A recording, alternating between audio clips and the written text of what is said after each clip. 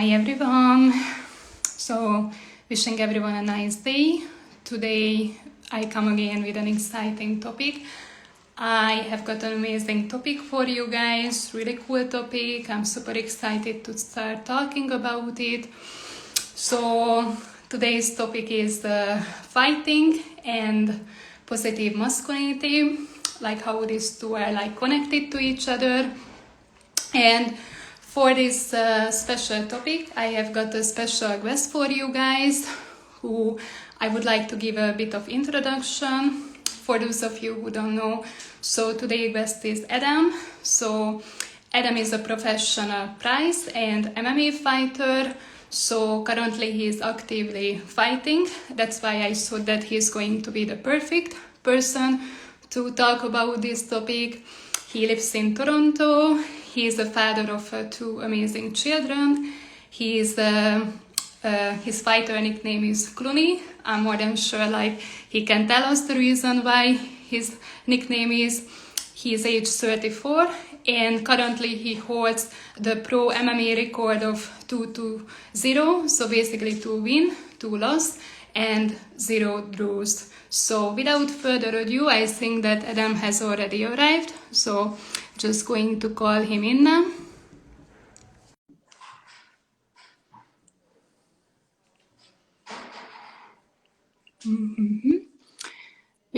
Hello. How are you? Hey Adam, can you hear me? Can you see me? I can hear and see. Yes, I can hear and see you. Amazing. Thank you so much for coming live with me. And I can see that it's a beautiful sunny weather for you wherever you are. Yeah, we just finished practice. Thank you for having me. Just actually, it's a boxing gym in the background, so we're just finishing doing some rounds. I fight next week, so trying to get everything in. Your cat, it's amazing, amazing. I hope I was giving you a good introduction. So I told you It was very good. Thank you. I did a bit of research on you. Amazing, amazing. So please tell us a little bit about yourself, like basically your current life situation.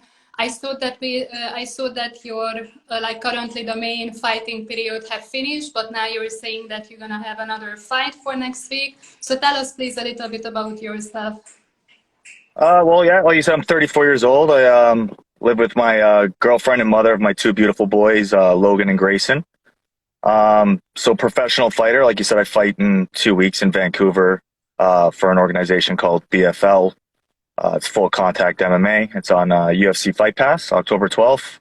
And I also currently work as a correctional officer and as part of their tactical unit. So we're on 24-hour emergency standby for violent offenders who need a cell extraction or hostage situations or riots and stuff like that within our provincial prison system. Oh, amazing. I didn't know that. So basically you are like also like, are you a police or sorry, I didn't get this other part. Correctional officers. So I work with within maximum security, like prisons and jails and stuff like that. And the tactical unit would be our equivalent to like a police SWAT team. So we're trained with a disciplined show of force to use specific tools to deal with violent offenders or offenders in crisis that are having a mental health episode. And we'll take care of those situations, do it safe. Sorry. Oh, no problem. Yeah, amazing. I know about it, yes. So yeah, that's the type of situations we deal with. So if you include that in my fighting, basically I'd like to think my professional life is dealing with violence in the most professional manner possible. Yeah, amazing. So I believe that in a big city like Toronto, yeah, you must have like, yeah, have seen like all kind of cases, like, yeah, when it comes to like aggression and when it comes to like, yeah, so all kind of, yeah, that's, yeah, that's pretty cool that what you are doing currently.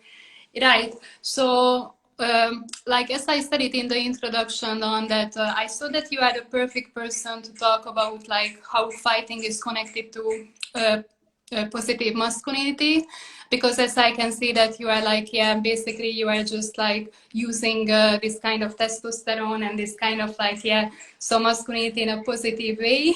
So, which is like pretty cool.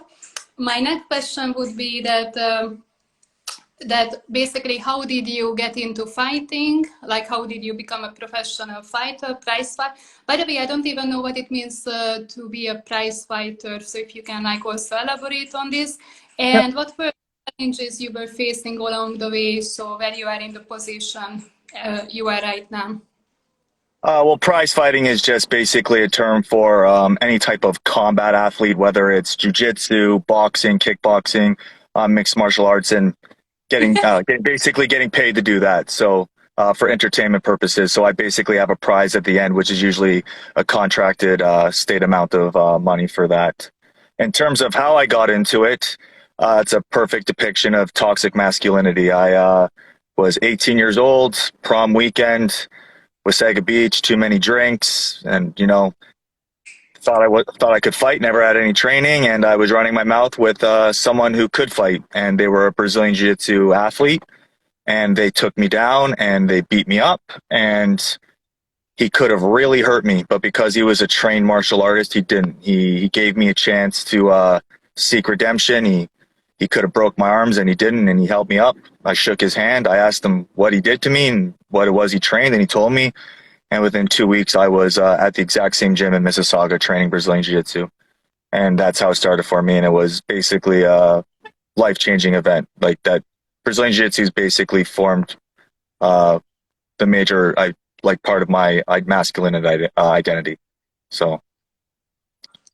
So basically you started like your sports style or combat style, you started with a Brazilian Jiu-Jitsu, and after you were transitioning to MMA, right? So Yeah, so I started with Brazilian Jiu-Jitsu, which is basically a lot of takedowns, like wrestling takedowns and submissions, so chokeholds and arm locks.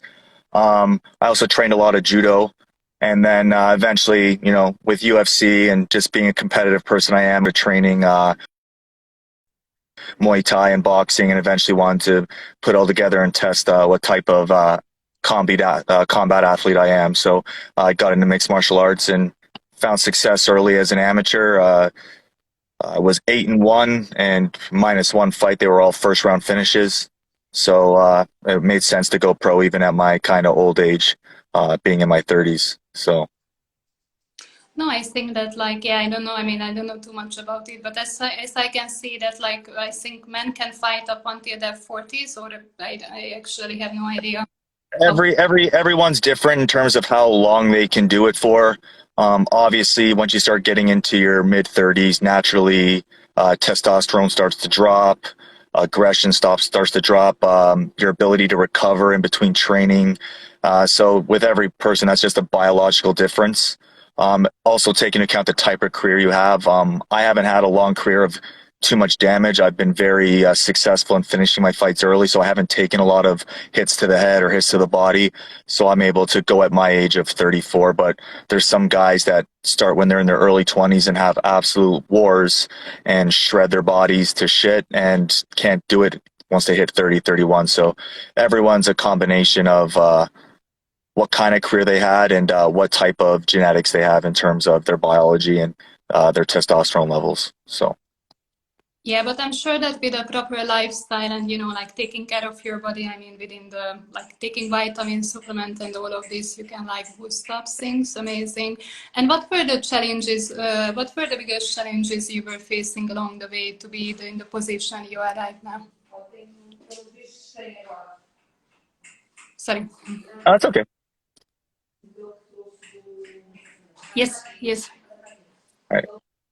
Well, currently, right now, it's my lifestyle with my children. I'm a professional correctional officer, so I work 12-hour shifts. I work about 84 to 90 hours every 2 weeks, and to be a dedicated professional fighter, I also need to train 2 to 3 hours a day. So, I'm very fortunate to have my girlfriend Narelle, who's a absolutely phenomenal mother and steps up for me to allow me to chase my dreams. So. I know she gets a little annoyed with it, but she, just like now, she's at home with the kids, and I'm here just finishing boxing, and now I'm talking to you. So she's very supportive in that manner, and I wouldn't be able to do it 100% if I didn't have that support, especially with two children. So, because duties as a father come first, right? So I'm very fortunate. Yes, something. Yes, sorry, just yeah. I had some workers coming into the It's apartment. all good. I was like looking, yeah, there's a construction like going around this area. So yeah, I would say that this is something I talk about all the time on my coaching page, that like basically you need a supportive partner, right? Especially if to the kind of like this combat sport what you are doing, which is a very much like a competitive, so it's a very competitive environment. And so otherwise you are not able to live a balanced lifestyle, right? So juggling around like responsibilities, and I can see that like you have to be on the call like 24 hours as you said due to your other work, so there has to be like a really supportive partner. Yeah, and it's once I became a father, everything was about my two boys. I mean, I'm a very proud individual in terms of what I've accomplished in fighting and stuff like that, but nothing makes me more proud than spending time with my boys. So I do find it hard to be, somewhere else when I could easily just be at home playing with my boys and doing stuff with them. So, like I said, I'm very lucky that I can trust that my two boys are taken very well care of with Norel. And yeah, that's probably the biggest hurdle right now at my age of 34 with two boys is in terms of my fighting is doing all of this and having those two little guys at home. So Yeah, it's understandable because you have your professional life, but you also wanna have a like as you said, as I said, that you wanna live a balanced life, right? And part of to live a balanced life, you also need to focus on your personal life. Amazing, amazing. I'm just reading the comments, which are like sometimes pretty funny. By the way, I'm not sure if you will see. and I So just saw my brother join. So so amazing. My next question is that, like, why do you think, why would you advise to any man or every man to engage in a kind of like competitive combat sports? So, how do you think that like fighting and positive masculinity are kind of connected to each other? I have multiple outlooks on this, and I mean I don't want to offend anybody, but in terms of my career in law enforcement, not just training specifically contact sport, but combat in general. Um, you find the most calm, collected people that are able to deal with potentially violent situations and make sure that those situations don't turn violent are people that are capable of dealing with that violence. So some of the most calm, collected people I know are fighters. You're very rarely going to see professional fighters being the ones that start fights or peacock and puff their chest and instigate possible violent situations. um, I very rarely in my professional career have caused situations because of my fighting. I've been able to allow specific offenders, even mental health offenders, to vent, display some level of violence, and I don't need to act on it because I know what I'm capable of in terms of my training, in terms of combat and contact sports. In a more general sense, the average man, especially the average father, and again, this I don't want to sound offensive, but as a man with a family, with a wife, with kids, you do not have the right and you have the moral obligation to be physically fit and in shape to take care of dangerous situations. If you can't, and I'm not even talking about knowing how to fight. And yeah, as a man, you should know the basics of how to throw a punch and how to deal with a violent situation, because I can assure you, working in the career I have, there are people that will do harm to your family, whether you want to believe that or not. There are people that will break into your home and hurt your family. There is a situation where there's a fire, and if you can't go to the second story of your house without being out of breath because you're so fat and out of shape, you're doing a moral disservice to the family you're basically sworn to protect as a man and as a father. So if I could say anything for adult men that have kids and a family specifically, doesn't have to be fighting. It can be any sport that keeps you in shape, keeps your muscles going, keeps your heart going, because there is a time where there may be a time where you may rely on that to protect the things you value the most. So. Yes, 100% agree. As I said, I'm not sure. Like, I did this post like a couple of weeks ago that I actually like pinpointed it to the like pinned it to the the main feed. So it was like that women want a man who is capable of killing another man, but and hold a baby at the same day. So something like that. So meaning that Yeah. they want a masculine man who is able to protect them, but at the same time who is able to also access his emotional world. Yeah, that's very well said. And yeah, so when you were referring to this aggression, so for example, when there is a robbery in the middle of the night, right, and you are sleeping, so not the woman is expected to go down and potentially face danger and potentially face that situation. It's the man that is expected to stand up and to kind of check what's going downstairs. Absolutely. And this is not me saying as a man, you wake up in the middle of the night and you hear someone downstairs and you're with your wife and it's you that has to grab the baseball bat and go downstairs. But obviously you do the smart thing. If there's a violent situation and you're able to keep your family away from it, you should stay away from it too. You should run. You should call the police if you're upstairs and you hear someone downstairs. That's not what I'm saying. What I'm saying is if someone kicks that door down and you're in your bed with your wife, or someone kicks that door down in your children's room and there is nothing stopping that person except you, the fact that you're so fat and out of shape just getting out of bed, you're out of breath, that's your fault. And as a man with children, and I want to take into account there are people with disabilities and there are people with medical conditions, and that's not what I'm talking about. And those people will make their own provisions in regards to that. But as a man, as a physically capable man, if you allow yourself to get so out of shape that you can't even fathom having to protect your family for even the small amount of minutes it takes for someone else to call the police for you, you're basically choosing cheeseburgers and an unhealthy lifestyle over the safety of your wife and your children. So I firmly believe that. I know that might offend some people, but I do believe in some of those old school masculine ideas, and that is one of them. And that's not me also saying I'm some perfect ideal boyfriend at home, and I'm sure Narelle would attest to that. But my fighting and me being physically fit is something that me and her have talked about as a bonus in our relationship, and something she's both attracted to and does tend to rely on when we're out in public. Yes, agreed. Basically masculine men, very masculine men, they are attracted to very feminine women, and vice versa. So I would say that I definitely have a philosopher's side. I like to philosophate, I like to say big. And when I was living in Finland, during the COVID, basically I had a Finnish partner, a Finnish ex, and basically he had a Chinese ex-wife. And this is also one of the conclusion I came into, that masculine men, Nordic, Scandinavian men, they are attracted to Asian women because of the polarity. Okay. Yeah, because Asian women, they are this very submissive, feminine, whereas the Nordic men, they are very. Anyway, that was just one of the conclusion I came into, but very well said. Yes, agreed.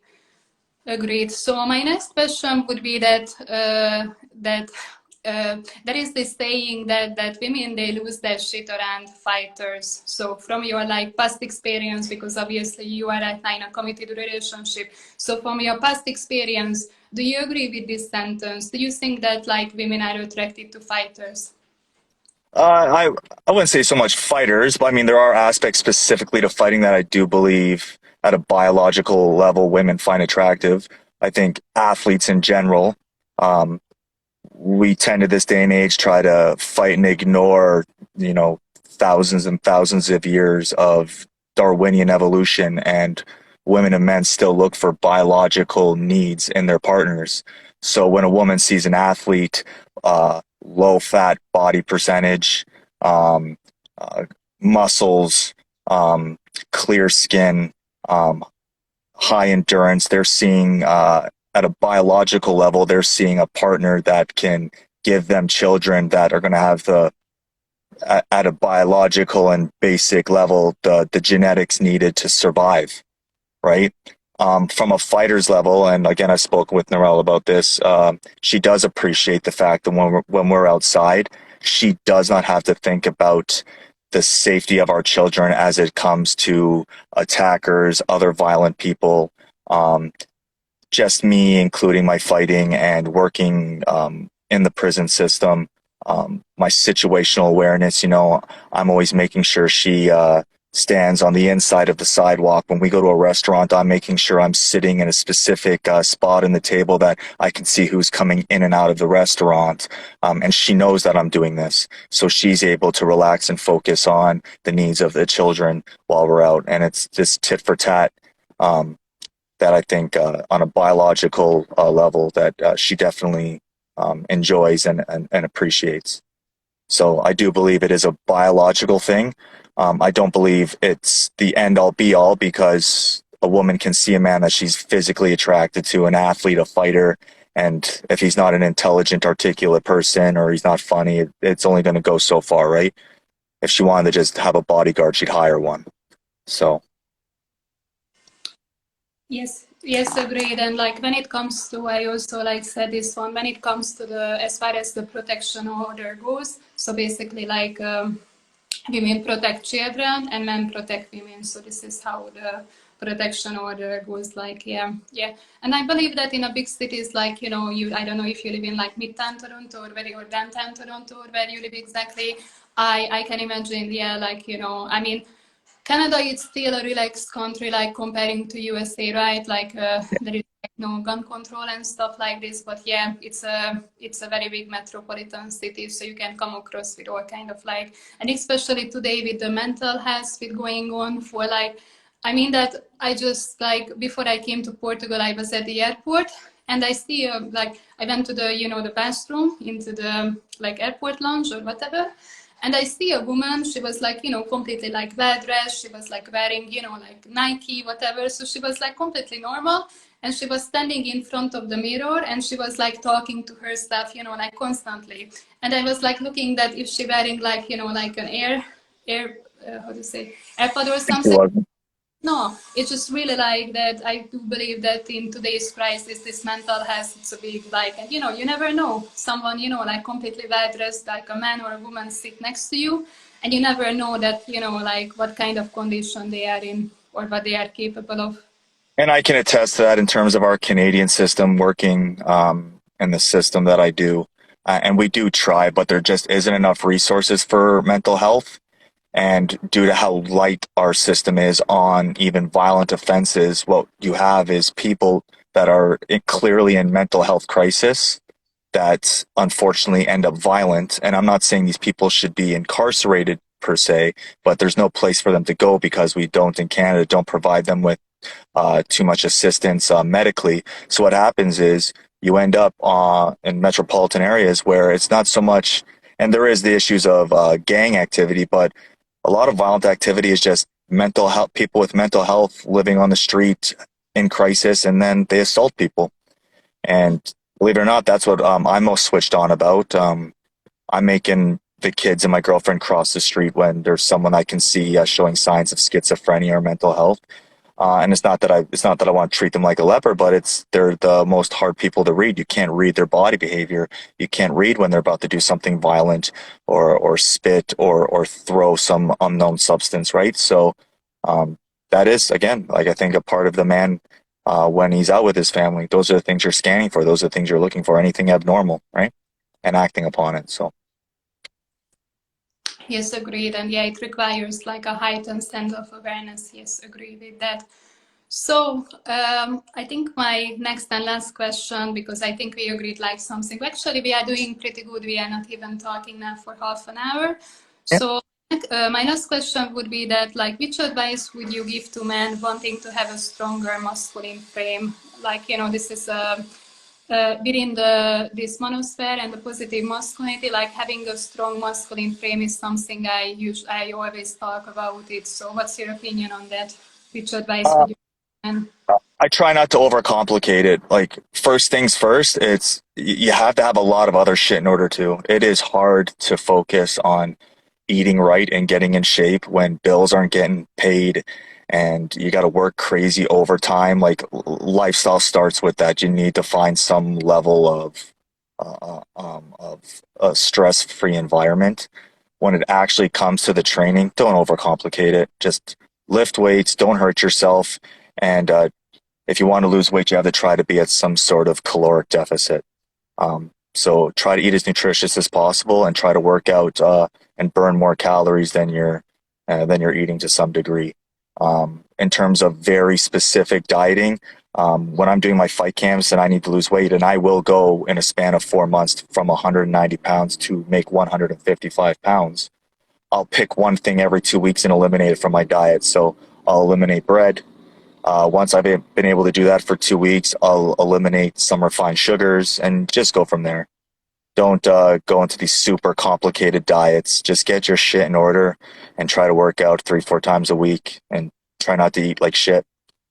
And you will see results. And then as you see results, then you'll start to complicate things when you're more dedicated and you'll start to get the real results you want. Amazing. So right now you are emphasizing a look, and is there any like inner qualities like basically a man should develop according to you to have a stronger frame?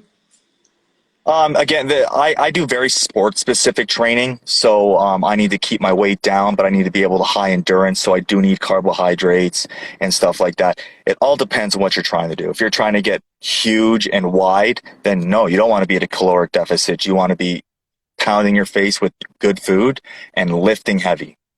So you do have to do some research, but if we're talking in regards of just being generally fit and being healthy and having a low body fat percentage, then yeah, work out hard, be it at a somewhat of a caloric deficit when you're doing so, and try to eat nutritious. And like I said, get your other shit in order.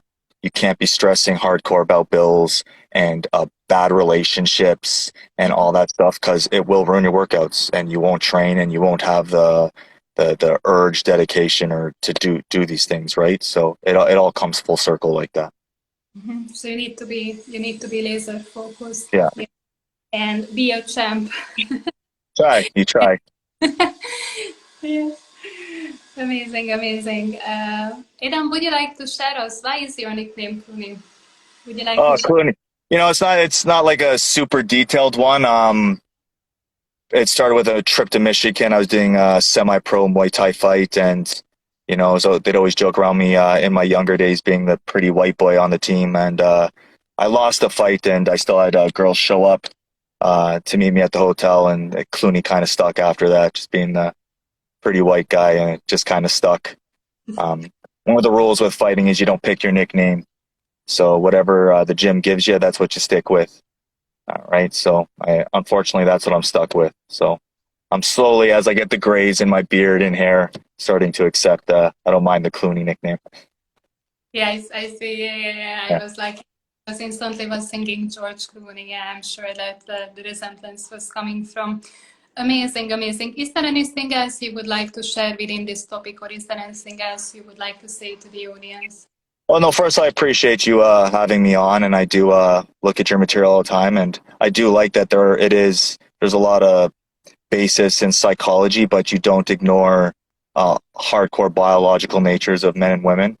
Um, and again, I want to just bring it back to the thing I said before, and I care, but I don't care if I'm offending anybody. But as a man, if you have a wife and kids, don't be fat and out of shape. You have a duty to protect them, and uh, sucking wind when you get out of bed and eating McDonald's every morning is directly putting your family in danger and your kids in danger. So man up and take responsibility for that. Yes, agreed. Very well said. Yeah, yeah. I would say that one of the like to develop yourself into a high value man, you need to prioritize physique and yeah, nutrition. That's 100% sure. So I'm just turning to the audience that is there any questions that someone would like to ask either from me or either from Edam? I see there's some still people around. Is there any questions? Are there any questions?